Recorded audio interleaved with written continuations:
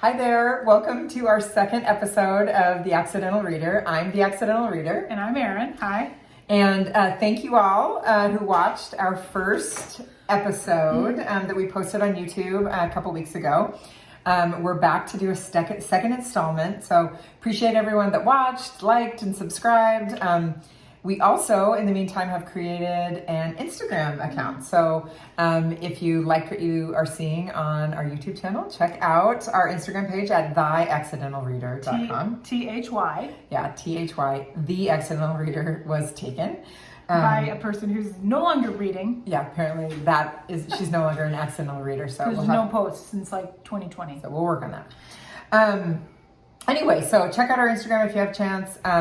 Also, last weekend was a really big day in the romance National Romance Bookstore Day. Bookstore Romance Day. Bookstore Romance Day. Got it. Anyway, I wasn't able to go to any bookstores to celebrate, but I was camping last weekend. I only camp like once a year, and so it was something I couldn't change. But I did learn something from National Romance Bookstore Day.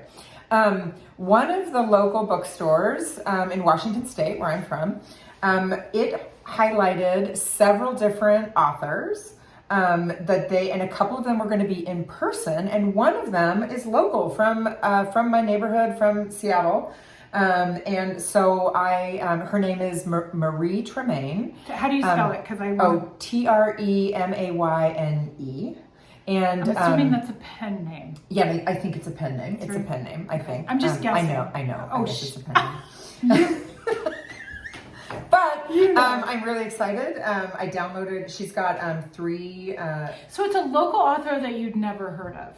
I had never heard of, yeah. Local author from Seattle, from my neighborhood in Seattle.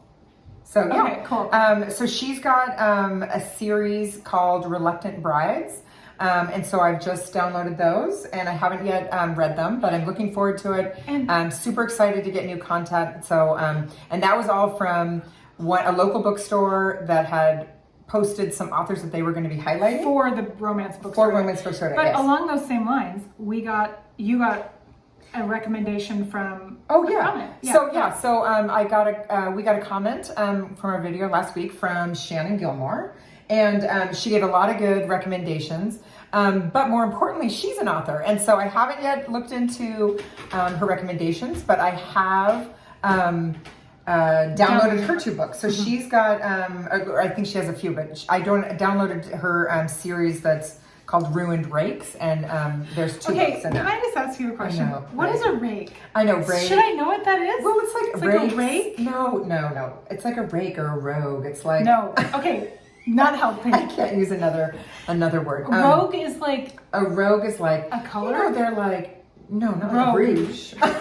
Rogue. Rogue, or you're rogue. No, it's you're like upset. Yeah, you're like... It's like somebody who's going against the system. Like a rake is like the classic like man in the aristocracy during the Regency period, where he's got money and power and he gets to... I've like literally never heard anybody use that word other than sitting here with you right now. No, but if you paid attention, even watching Bridgerton, they call them rakes and rogues all the time. I'll have to pay attention closer. Yeah, you should. Okay. So a clear definition, I would say, is just like the titled men. Okay. Men, always men, yeah. And they're typically, like back in the day, like women would get married, like when they would debut at like 17, 18, 19 and get married like by even 20. Younger, right? I feel like 17 is that kind was of like normal? about the age, but definitely younger, could be younger. But the men would like they would go to Eton and then Oxford or Cambridge, and then they wouldn't even Eton, Oxford, Cambridge. They would like marry colleges. Yeah, high school in England. Yeah. And they would, but they wouldn't get married until like 28 or 30. I feel like there's almost always like a 10-year Well, it's kind of similar. I mean, it's a dated. Like even nowadays. Yeah, it's more common to have an older men. Anyway, not a 17-year-old though. Yeah, not a 17. That would be no. illegal. So 18, 19, please. Wait. But so, rake and rogue, that's very common. So almost So, all, okay. the best husbands are reformed rakes. Like that's kind of like a typical, I feel like that's in almost all of my books. Because Wow. you want a guy who need- sowed their wild oats and now Oh my you're God. the woman that, the heroine is always the woman that changes their ways. and makes them, want to settle down. So do you think it's like people want to be like, they're like, want to be that heroine? Like they envision them to be that heroine. Yeah, I think people that read Read these books, that's what I mean. I think, of course, yeah. I would say most are women and most identify with the heroine, of course. Yeah. They're like, I'm blanking on the word, but it's like a fantasy. Yeah. Like you identify with the heroine for sure, because you all want the. I feel like so many. Does women, everybody want the Not rake? everyone. Does Not everyone everyone. want the rake? I think many women I feel like I'm joking. our society thinks like Of course, it's the of course, yeah. you want to tame the wild child and, Yeah. and have them like only be true to you, right? I mean that's kind of what it is. Anyway, so ruined rakes. So thank you, Shannon Gilmore. Looking forward to reading that. I learned what a rake was. Yes. Yeah. We didn't even brought that up. I can't believe you haven't heard that. How have I not talked You've about talked rakes? about it, but I think I've just ignored You it. totally tuned me out. She doesn't get it. You tuned me out too. 130 books later and you're not listening to Well, me. I listen, Anyway. but sometimes I just have to stop asking questions. Yeah. Okay, so tell me about go back to the first book. Well, what got you into it? Okay. What got you into So I historical mentioned this last week. The first author that I read was Minerva Spencer, and she has several books, I will say, and I actually just learned she has a pen name, so that's interesting. No. Minerva Spencer is a pen name, but she has another pen name. No, well, I don't know. I think Minerva Spencer's a real name. It cannot be her real name. Minerva Spencer. Oh, you're right. Maybe that does. Sound... I don't know. But I she thought you said it was a second pen name. No, I don't know.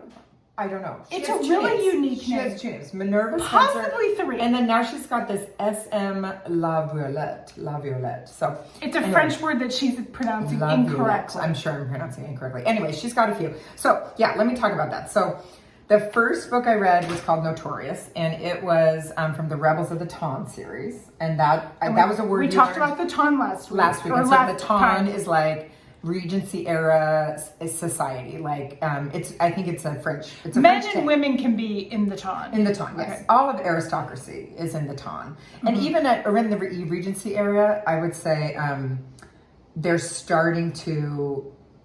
People who've earned their money in trade are starting to seep into the Ton. So it's not all like titled. It's not all. Oh, so somebody who's like a it's really wealthy person, but not like titled.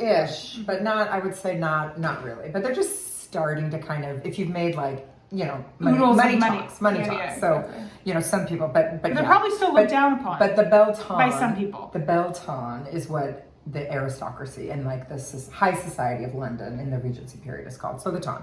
So Rebels of the Ton was the first series. And so what I realized afterwards is that there's three books in her series: Notorious, Infamous, and Notorious, Outrageous, and Infamous. And do we notice a pattern? Yeah, OUS. They all end in OUS. What I didn't realize is they're actually a follow-on series. So there's a series before her, Minerva Spencer's. A sequel? Yeah, it's almost like a sequel, but a yeah. sequel trilogy. But I know it's like not quite second trilogy. I don't know. But the her very first series that she ever wrote was called The Outcasts, and I didn't realize until after that it's actually the generation before. So the main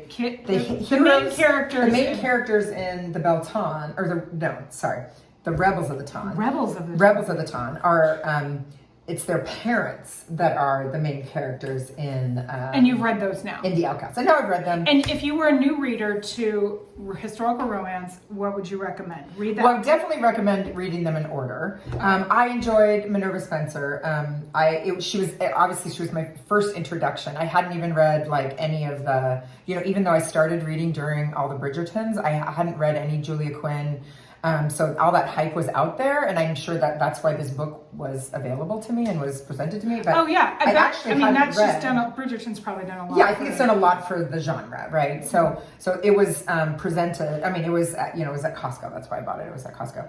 If it's at Costco, lots of people are reading it, right? That's where that's the only place I do my shopping. So I have a Kirkland shirt. Where's the Kirkland shirt? I know, but so I would definitely recommend. I prefer reading them in order, but and I also really really like having the continuity of characters. So for me, that's really fun. So having 6 books where you first are learning about the parents and how they get together, and they're all like kind of interconnected. And then the second books is more about the second generation. So you're seeing their kids grow up and get together. I enjoyed it because it gave a lot of continuity. It also, she writes a lot about, she's the only one that I've read that writes about the Barbary Coast.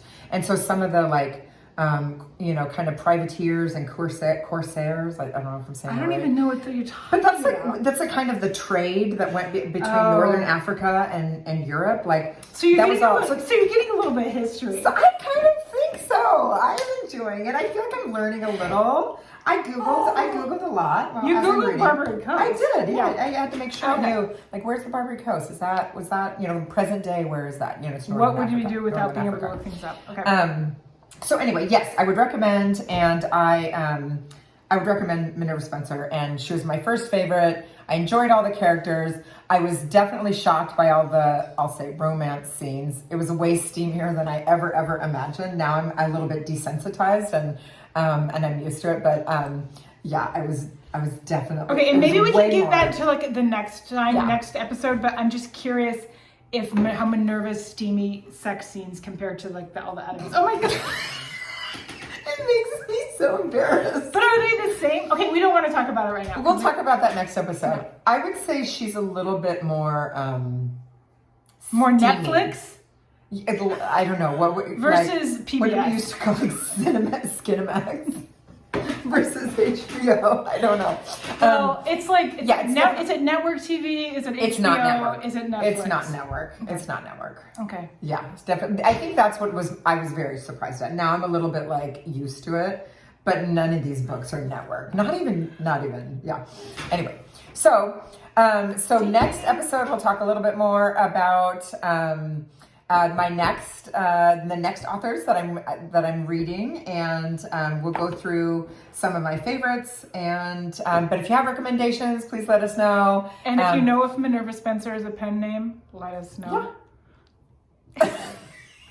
Okay. Thank you. Bye. Bye. Thanks for watching.